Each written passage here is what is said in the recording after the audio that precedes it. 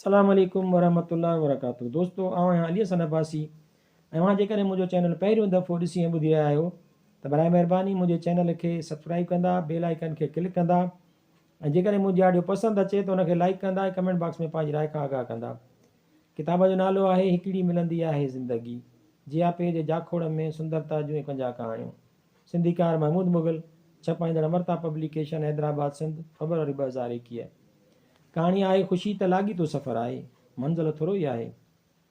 असीं पाण खे सम्झाईंदा आहियूं त हयाती उन महिल ॾाढी सवली थी वेंदी जॾहिं असां शादी कंदासीं, जॾहिं असांखे ॿारु थींदो, वरी ॿियो ॿारु थींदो, मथां वरी उहा चिड़ अचे थी त ॿार अञा वॾा न आहिनि थिया।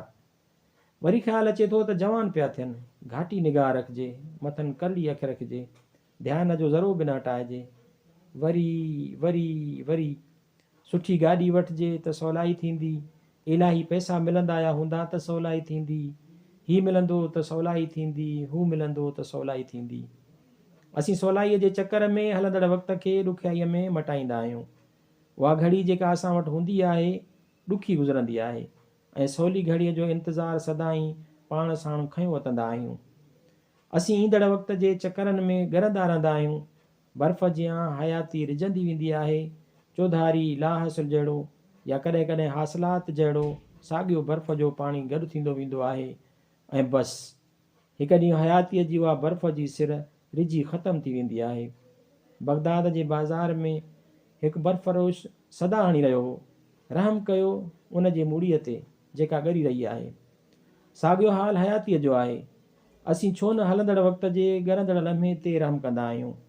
जगमशहूर ॾाहो अल्फ्रेड डी सोजा चवे थो, अलाए केतिरो अरसो मूंखे ईअं लॻंदो हो त हयाती अञा हाणे शुरू थींदी, असुली हयाती, पर सदाईं राह में का न का रोक त रहे ई रहे। का अहिड़ी शइ जंहिंसां पहिरीं निबरणु जहिड़ो कर लाज़िम बणिजी वेंदो हो। उहा सोच ईंदी हुई त पहिरीं उनखे मोॾ ॾेई वठूं, पोइ था अॻियां हलूं। को नामुकमिल कारोबार, को अधूरो मनसूबो, का ओधर अदा करणु ऐं पोइ वञी असली हयातीअ ताईं पहुचण जो कमु वरी शुरू कजे। पर अलाए असुली हयाती गुज़ारींदासीं बि अलाए न। हयातीअ में दौलत, जाह, हशमत, मर्तबो पंहिंजी जाइ ते अलॻि अलॻि ऐं अहम हैसियत रखनि था, जिन खां को बि इनकार नथो करे सघिजे। पर ख़ुशीअ जी ख़रीद कुझु ॿी आहे। ख़ुशी उन घड़ीअ में हूंदी आहे जंहिं घड़ीअ में उहा हुजे। दौलत ऐं ॿिया मान मर्तबा खणी कुझु अरसो जटरा बि कनि, पर उहा केॾी न अजीब ॻाल्हि आहे त ख़ुशी हिकु पाछे जियां ईंदी आहे ऐं गुम थी वेंदी आहे। जे उहो सभु ईअं लॻे थो त असीं उन घड़ीअ जो मज़ो छो कोन था माणियूं। सवली हयातीअ लाइ सवलो लम्हो घुरिजे ऐं लम्हो सवलो तॾहिं बणिजे थो जॾहिं ख़ुशीअ जो साथ हुजे।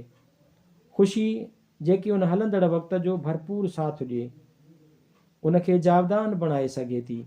उहा ख़ुशी जेका हयातीअ में ॿियनि जे मदद, ॿियनि जे अहसास, ॿियनि सां लाॻापे जी सूरत माणे ऐं पाण खे बि ख़ुशि करे। उहा केॾी न अहम कैफ़ियत आहे त जॾहिं असीं मुर्कूं था त असांजो पंहिंजो चहिरो बेहदि हसीन बणिजी वञे थो, जेतोणीकि उहा मुर्क ॿियनि लाइ हूंदी आहे। केॾी न अहम ॻाल्हि आहे त तोहफ़ो त कंहिं ॿिए खे पेश कजे पियो, पर उन जो मूर पाण खे हासिलु थी रहियो आहे। जेकॾहिं उहा सोच दिलि में घर करे वञे त ज़िंदगीअ जी सूंहं केॾी न वधी वञे। उहो ई सफ़रु आहे जंहिंजूं मंज़िलूं तइ थियनि थियूं, पर सफ़रु जारी रहे थो।